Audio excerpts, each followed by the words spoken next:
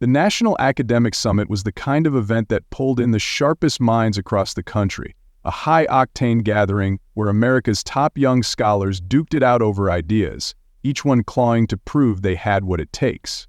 Professors live for these moments, turning the stage into their personal turf, ripping apart traditional values with smug grins and calling it progress. Among the crowd was Barron Trump, a young guy who'd earned his spot through raw academic hustle, but the whispers kicked in fast. Some sneered he was just there because of his last name, a privileged kid handed a golden ticket. What they didn't see coming was how he'd turn the day into a reckoning, squaring off against one of the loudest, most self-assured voices in the room. At the center of the storm was Professor Richard Langston, a heavyweight in academic circles known for slicing through arguments with a biting wit and an even nastier edge. He'd built his whole career on tearing down old-school beliefs, especially Christianity, dismissing faith as a mental glitch for the weak and uneducated. To him, it was all a joke, something to shred while he hoisted the flag of cold, hard reason. His lectures weren't just talks, they were full-blown performances, where he'd dunk on faith non-stop and turn God into a punchline for cheap laughs. That morning the lecture hall was jammed, the air crackling with restless energy. Everyone knew Langston's M.O. His debates were verbal cage matches, and today was primed to deliver. What they didn't bank on was a kid stepping into the ring with no fear. Langston strode to the podium, adjusting his glasses and scanning the crowd like he'd already locked in the W. "Let's cut the crap," he said, arms crossed, a smirk tugging at his mouth. His eyes flicked around, landing on Barron Trump for a split second. "The numbers don't lie. The higher your IQ, the less you buy into religious nonsense." His voice dripped with condescension. "For anyone who needs it broken down," he shot a glance at Barron again. "Smart people don't waste brain cells on fairy tales about magic sky gods." A few awkward chuckles popped up, though some students shifted in their seats, uneasy. Behind him, a massive screen blinked on, flashing a steep, downward graph. "Check this out," Langston said, jabbing a finger at it with a cocky flourish. "As IQ and education climb, belief in God tanks. Pretty airtight, huh?" He let it hang, then added, "Though I guess some folks' family clout makes it tough to keep up with basic logic." His stare drilled into Barron again. Scattered laughs broke the quiet, but most held their breath. At the back, Professor Thomas Reed, a seasoned faculty member with gray streaks in his hair, watched with a tight frown. He'd seen Langston stir the pot plenty of times, but this was different, too pointed, too personal. Langston kept rolling, his tone thick with arrogance. "We've got America's future right here, scientists, leaders, thinkers. And yet I'd bet some of you still cling to these ancient myths because your brains can't break free from the kiddie stuff." More nervous laughs, a few students dropped their eyes to their desks. Barron Trump didn't budge. His jaw tightened just enough to notice, but he locked eyes with Langston, cool and steady. That unshaken stare seemed to bug the professor big time. Langston leaned in, eyes narrowing. "Tell me," he said, sarcasm oozing, "what does it say about your IQ when you're still hooked on an invisible sky boss in 2025? When you need bedtime stories to figure out the world?" He zeroed in on Barron. "Maybe some of our more connected students want to enlighten us?" The room went tense, fast. Students held their breath, eyes darting between Langston and Barron. This wasn't a lecture anymore. It was a straight-up challenge, a public jab meant to draw blood, and nobody, not even Langston, was ready for the pushback about to hit. Barron Trump stood up, slow and deliberate. A low buzz rippled through the crowd. He didn't rush or flinch. When he spoke, his voice cut through the heavy silence like a blade. "Actually, Professor Langston," he said, calm and measured, "I'd be happy to take on your point about IQ." Langston's smirk twitched, a glint of amusement flashing in his eyes. "Well, well," he said, waving a hand like a showman. "Mr. Trump's stepping up to school us on intelligence. Go ahead. Tell us how your God fits into a world of quantum physics and AI." A few students snickered, expecting Langston to crush him in seconds. Barron didn't bite. "First thing," he said, locking eyes with Langston, "it's odd you'd assume faith means someone's dumb. That's not science. That's your bias talking." The room went dead quiet. Langston's smirk slipped, just enough for Reed to catch it. Barron took a step forward. "Second, if you're all about evidence, you'd know some of the sharpest minds in history. Newton, Max Planck, Francis Collins saw a higher power in play. Einstein even said science without religion's half-baked and religion without science is blind. The vibe shifted hard. Langston opened his mouth, but Barron kept going. And that graph? He said, nodding at the screen, you claim IQ kills faith, but correlation doesn't mean causation, Professor. That's basic stats. You're too smart to miss that, right? Murmurs spread. A few students nodded, hooked. Langston's jaw tightened. Barron didn't let up. Now, faith itself. It takes faith to believe in justice, human rights, love. Stuff you can't measure in a lab but runs everything. So the real question isn't if faith and smarts can coexist, it's if you're too stuck on your own ego to admit you don't have every answer. The hall went silent. Langston's smirk was history. Reed leaned back, a small grin tugging at his lips. Langston coughed, adjusting his glasses. Okay, he muttered, let's move on. But the room knew Barron had landed a solid hit. Langston cut in, waving a hand. Save the preacher act. I've got 30 years in cognition. Are you saying you've got me figured out? Barron didn't blink. I'm saying your bias is loud, Professor. You push evidence but dodge the countless brilliant people who've blended faith and reason. Langston scoffed. Newton? Planck? Collins? What's next? God's a cosmic magician? His jab flopped. No laughs. Barron straightened up. Here's what's funny, Professor. You trash faith but act like you've got your own blind trust in your own head. You've built a dogma where anyone who disagrees is automatically less. The silence hit hard. Reed leaned forward, watching Langston's face turn red. The professor wasn't used to this. Students usually cracked under his pressure, not flipped it back. Langston forced a grin. All right, Trump, you want a real fight? Step up here. Show us how your old-timey beliefs hold up to science. Prove you've got the brains. The room buzzed. Barron walked to the front, cool as ever. Most figured Langston would roll him. He'd spent decades shredding faith-based arguments, but Barron's steady vibe threw a few off. At the podium, Barron faced the crowd. You brought up quantum physics, so let's start there, he said, voice clear and steady. You say faith doesn't fit science, but quantum mechanics shows reality's trickier than we can pin down. Langston rolled his eyes. Don't twist physics into your God excuse. I'm not done, Barron said, firm but polite. You tie faith to weak thinking, but research shows it's linked to resilience, community, mental health, stuff you'd see if you weren't so selective with data. Langston's face twitched. This wasn't his script. Correlation's not causation, he snapped. Barron nodded. Exactly, but you had no issue implying it when it fit your IQ point.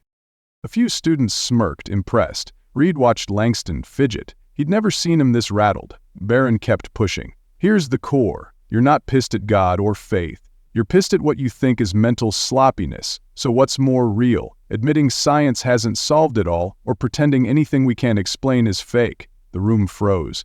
Langston's face hardened. That's not. When you mock faith, Barron said, stepping closer, you're not just hitting me, you're brushing off billions who've found truth in it, including scientists you build on. Langston's cool was cracking. Students who'd grinned earlier now eyed Barron with respect. So tell me, Professor, Barron said, voice sharp, what's dumber, believing in something bigger or thinking snark beats real debate? Langston opened his mouth, then stopped. For once he was blank. His hands gripped the podium, knuckles whitening. You're spinning it, he stammered. Science has killed every divine claim. Has it? Barron fired back, steady. Explain consciousness then. Life's start. Why the universe's constants are dialed in just right for us. Langston's jaw locked. Those are just gaps. Gaps you're dead sure have no God, Barron said. That's faith, Prof, your version. The crowd was hooked. Students who'd laughed at Langston's digs now nodded at Barron. Langston's face paled. Barron didn't ease up. You call faith a crutch, but you're using your title to steamroll dissent. Who's shaky now? Langston's voice spiked. Listen, you little... No, you listen, Barron said, firm but level. You preach free thinking, but shut down anyone who disagrees? That's not winning, it's cowardice. The tension was thick. Reed shifted, sensing Langston's grip slipping. Then Barron dropped a grenade. So here's my question. If faith is so weak, why's it got you rattled? Langston's mouth opened, then shut. Silence slammed the room. Barron let it sit. I'll tell you why. Your whole deal's built on a contradiction. Langston's hands clenched. What contradiction? You claim reason's your guide, Barron said, but you're locked into saying God can't exist. Science can't prove a negative. Any grad student knows that. Your certainty's not data, it's a belief, murmurs rolled through. Langston's face drained. And, Barron added, you mock faith while preaching your atheism like it's holy. You've just swapped God for your ego. A few students nodded hard. Even some of Langston's crew were hooked. Then Barron swung the final punch. Here's the clincher. You say faith means low IQ, but you can't even handle a student's basic pushback. So what's it mean, Professor? Are believers slow, or are you just outmatched? The room held its breath. Langston had nothing. His career built on bulldozing kids with his smarts crumbled right there. But then Sarah Klein, a TA who'd been scribbling notes all morning, stood up, arms crossed. Hold on, she said, voice tight. Professor, you've been dodging his points for 10 minutes. You gonna answer or just stall? Langston blinked, thrown. The room turned to her, then back to him. This isn't your place, Sarah, he snapped. It is when you're tanking your own argument, she shot back. He's got you on the ropes. Deal with it. A few gasps popped up. Langston's glare could have cut steel, but Sarah didn't budge. I've seen you pull this on students before, she added. But this time, you're the one looking lost. Langston tried to regroup. You're out of line, Klein. Sit down. Sarah didn't budge. No, you're out of line. You've been throwing cheap shots all morning, and now you're choking when someone calls you on it. The room buzzed. A student near the front, Jake, piped up. She's right, man. You're flailing. Langston whipped around. You too, huh? What is this, a mutiny? Jake shrugged. Just saying what we're all seeing. Langston's face went crimson. He pointed at Barron. You think you're hot stuff. Huh? Stirring up my class? Barron stayed calm. I'm just answering your questions, Professor. You're the one who made it personal. Langston jabbed a finger at him. Don't play innocent. You came here to grandstand. Barron shook his head. You challenged me, I responded. That's it. The back and forth lit a fire under the room. Students leaned in, some whispering, others nodding. Sarah jumped back in. He's right, you picked the fight, now you're mad he's winning. Langston spun on her. Winning? He's a kid with a loud mouth and a famous name.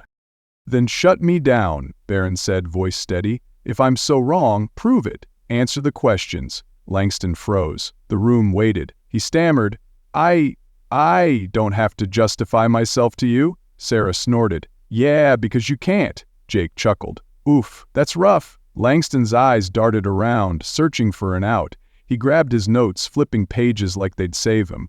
This is a waste of time, he muttered. Let's get back to the lecture. No way, Sarah said. You don't get to duck out now. You started this. Finish it. The pressure was on. Langston glared at her, then Barron, then the crowd. You're all eating this up, huh? Fine, let's go deeper. He straightened up, trying to claw back control. You want to talk consciousness? Fine, it's just brain chemistry. Neurons firing. No God needed. Barron didn't miss a beat. Then why can't we replicate it? Why is it still a mystery after all your years of study? Langston bristled. We're getting there. Getting there isn't an answer, Barron said. It's a dodge. The room erupted in murmurs. Langston snapped. You think you're clever, huh? Life's origin? Abiogenesis? Chemicals to cells? Done. Barron fired back. No proof, though, just theories. You're guessing and calling it fact. Langston's voice rose. It's better than your God did it. Cop out. Barron stayed cool. At least I'm admitting the gap. You're pretending you've filled it. Sarah piled on. He's got a point, Professor. You're leaning on maybe someday as hard as he's leaning on faith. Langston's hands shook. You're twisting everything, he yelled. This isn't a debate, it's a circus. Then end it, Barron said. Answer the constants question. Why is the universe tuned so tight for life? Langston threw up his hands. Random chance, multiverse theory. Barron nodded. More guesses, no evidence, sounds like faith to me. The room was electric. Jake muttered, he's cooked. Sarah smirked. Big time. Langston's face was a mask of fury and panic. He'd lost the thread and everyone knew it. Langston stood there, cornered. You don't, he sputtered, hands trembling. Barron stayed cool. Here's the real hole in your logic, he said, stepping up. You call faith irrational, but you believe consciousness popped out of nothing, life sparked from dead matter, order came from chaos, all with no nudge from anything bigger. He paused. So which takes more blind trust, God or nothing doing it all? The room shifted, all eyes pinned Langston, waiting. He had nothing. His jaw clenched, hands shaking. He'd stepped into a trap. He couldn't escape. Reed finally stepped in. "All right," he called, standing. "Let's get back to the schedule. We've got work to cover." Barron nodded. "Thanks for letting me speak, Professor Langston," he said, then headed back to his seat. Langston watched him go, shell-shocked, like he expected another blow. For the next half hour, he stumbled through his lecture, voice shaky, confidence trashed. Students kept sneaking looks at Barron, some scribbling notes, not on Langston's slides, but on what they'd just witnessed. As class wrapped, whispers exploded. "Did you see him dismantle Langston? Never seen anyone do that." A few hit Barron up at the door. "That was unreal," Jake said. Others clapped. Barron just nodded, chill, no flexing. Reed approached Langston, still at the podium. "Richard," he said low. Langston didn't answer, staring at Barron's empty seat. "Maybe use this to rethink," Reed added. Langston nodded, dazed. Later, in the empty hall, Langston sat alone, flipping through his notes. 30 years of dunking on faith, now meaningless. A voice broke in. "Professor?" He looked up. "Barron Trump." Langston blinked, his arrogance gone, replaced by something raw. "In all my years," he said, voice quiet, "no one's ever made me second-guess my own smugness like that." Barron nodded. "Sometimes the best push for faith comes from the ones trying to bury it." Langston exhaled. "Maybe the real closed minds aren't the believers," he muttered. "Maybe it's the ones who think they've got it all nailed." But then the twist hit. Fast and brutal. Langston's phone buzzed. He glanced at it, then smirked, a flicker of his old fire sparking back. "You think this is done, Trump?" he said, standing. Barron turned, eyebrows up. "I've got a buddy on the university board," Langston said, voice low and sharp. "One call and you're out. Kicked from this conference, maybe even expelled. Academic misconduct, they'll call it. You pushed me too far, kid." Barron froze, processing. Langston dialed, smugness creeping back. "Faith might have won the room, but I'll burn you down." Before he could finish, Sarah Klein burst back in, eyes blazing. "You're unbelievable," she snapped, holding up her phone. "I've got it all recorded, every word, every dodge, every choke. You pull that and this hits the dean's desk tonight. Misconduct? How about abuse of power?" Langston's smirk vanished. Sarah stepped closer. "I've watched you bully students for years, silencing anyone who disagrees. Not this time. You try to tank him, and I'll..." The air went heavy. Mike, a janitor pushing a mop, poked his head in. "Everything okay?" he asked, eyeing the standoff. "Just fine," Sarah said, not breaking her glare. Mike shrugged and rolled out. Langston stared at her phone, then Barron, then back. His hand hovered over the call button. "You wouldn't," he said, voice shaky. "Test me," Sarah replied, dead serious. Barron cut in, calm but firm. "Professor, you don't need to go there. You've got a shot to step back, think it over. Don't blow it on a cheap shot." Langston's hand dropped. "Fine," he muttered, tossing the phone down. "Keep your damn recording." Sarah pocketed it, still glaring. Barron nodded. "Smart move." But the real gut punch came later. As Barron and Sarah left, Langston sat alone, stewing. His phone buzzed again, a text from an old rival, now a dean at another school. "Heard you got smoked by a kid," it read. "Video's out. Good luck." Langston's stomach dropped. He yanked open his laptop, hitting X. There it was. Sarah's recording, leaked by Jake, who'd snagged it from her after class. It was blowing up. Hundreds of thousands of views, comments tearing him apart. Prof gets owned by undergrad. Arrogance meets its match. Langston's career wasn't just shaken, it was on life support. The next day the conference was chaos. Not over Langston's talk, but Barron's stand. Students swapped clips, professors debated it in hushed tones. Barron didn't jump online to brag. He didn't need to. The video did the work. Langston canceled his next session citing personal reasons, but everyone knew the score. Sarah got a quiet nod from Reed, "Good call, Klein," and a flood of texts from classmates thanking her for stepping up. Then, the final twist dropped like a bomb. 3 days later, Mike the janitor walked into the dean's office, no mop this time. Turns out he wasn't just a janitor. He was an undercover auditor planted by the university after years of student complaints about Langston's behavior. "I've got my own tape," Mike said, dropping a USB on the desk. "Audio from the hall plus 6 months of lectures. He's been pulling this crap forever. Tuesday was just the loudest." The dean listened, face like stone. By week's end, Langston wasn't just humiliated. He was suspended pending a full investigation. Mike tipped his cap to Barron in the hall later. "Nice work, kid," he said. "You lit the match. I brought the gas." But the story didn't end there. A week later, a new wrinkle hit. Jake, the student who'd leaked the video, got hauled into the dean's office too. Turns out, he'd been running a side hustle, recording profs and selling clips to tabloids for cash. "I didn't mean for it to blow up like that," he stammered, sweating. The dean wasn't buying it. "You're on probation," he said. "One more stunt and you're out." Jake slunk away, head down, his big moment biting him back. Meanwhile, Langston holed up at home, dodging calls. His rival texted again. "Heard you're done. Should've retired when you had the chance." Langston chucked his phone across the room, cursing. His legacy, 30 years of intellectual swagger, was ash. Back at the conference, Barron kept his head down, letting the buzz do its thing. Sarah, though, wasn't quiet. She posted a follow-up on X. "This isn't about one win, it's about calling out bullies with titles. Keep pushing." It got thousands of likes, sparking debates across campuses. This wasn't just a W for Barron, it was a wake-up call. Faith and smarts aren't enemies, they're teammates. Share this if it grabs you. Talk it out, dig into it. Truth doesn't flinch. The confrontation between Barron Trump and Professor Richard Langston delivers powerful messages for life. First, faith and intellect aren't enemies but allies. We can believe in something greater while still holding on to logical thinking, just as Barron used reason to defend his faith. Second, arrogance blinds us to the truth. Langston crumbled because he refused to listen, reminding us to stay humble and open-minded. Third, standing up for yourself takes calm and courage. Barron didn't flinch under pressure, teaching us to face challenges with composure. In daily life, we should blend faith with critical thought, keep our egos in check, and defend our views with arguments, not just emotions. Thank you for taking the time to follow this story. It's not just a debate, but a lesson in truth and dignity. Please share your thoughts in the comments, spread this message to others, and join the conversation to uncover the valuable lessons worth embracing in life.